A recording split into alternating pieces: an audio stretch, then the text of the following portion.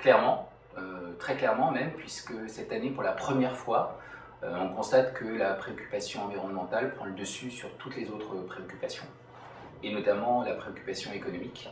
Alors c'est le cas, puisque Green Grants est une étude internationale, c'est le cas dans l'ensemble des pays, sauf les pays anglo-saxons, Angleterre, États-Unis, Australie, où on constate que la préoccupation économique reste la préoccupation dominante. Donc si on regarde ces préoccupations dans le détail au niveau de la population française, on se rend compte que ce qui les préoccupe au niveau environnemental sont surtout des choses qui les touchent de près au quotidien, la pollution de l'air ou les économies d'énergie. Beaucoup plus d'ailleurs que des thèmes plus abstraits tels que le réchauffement climatique qui forcément est beaucoup plus distant.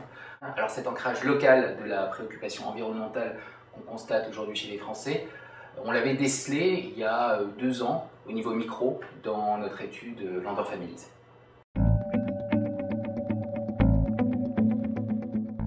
Très importante puisqu'on constate aujourd'hui que pour 51% des Français, la conscience environnementale d'une entreprise est un facteur clé de décision d'achat. Cela dit, ce chiffre est à contrebalancer avec un autre, qui est le bon rapport qualité-prix qui reste prédominant dans la décision d'achat pour 69% des Français. Alors cet écart est intéressant puisque d'un côté, on a des Français pour lesquels l'environnement est devenu la préoccupation majeure, mais pour lesquels l'environnement n'est pas devenu et n'est de loin pas le premier critère dans la décision d'achat.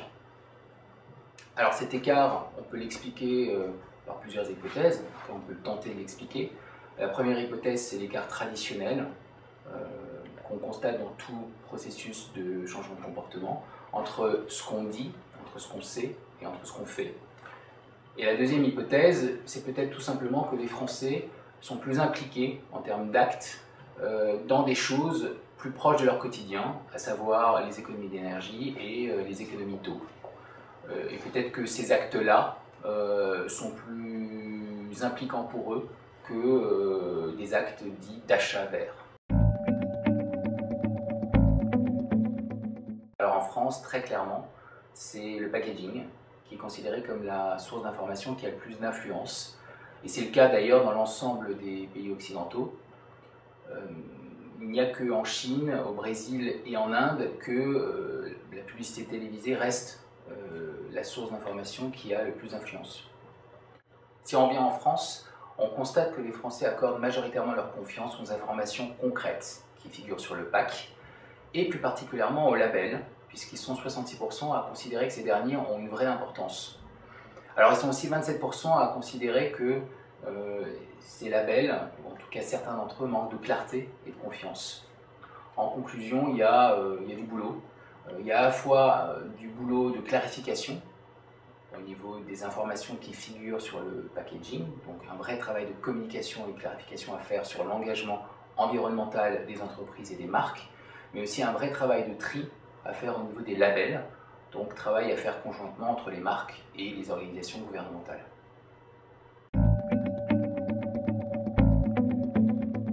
En tant qu'agence de design, notre rôle est double. Nous devons à la fois aider nos clients lors de la conception d'emballage à intégrer la dimension environnementale au même titre que la faisabilité technique, les attentes clients et les contraintes de coût. Cette dimension environnementale doit être bien sûr mesurée sur le système d'emballage tout au long de son cycle de vie. Nous devons également aider les marques à communiquer de façon claire sur la dimension green de leur offre.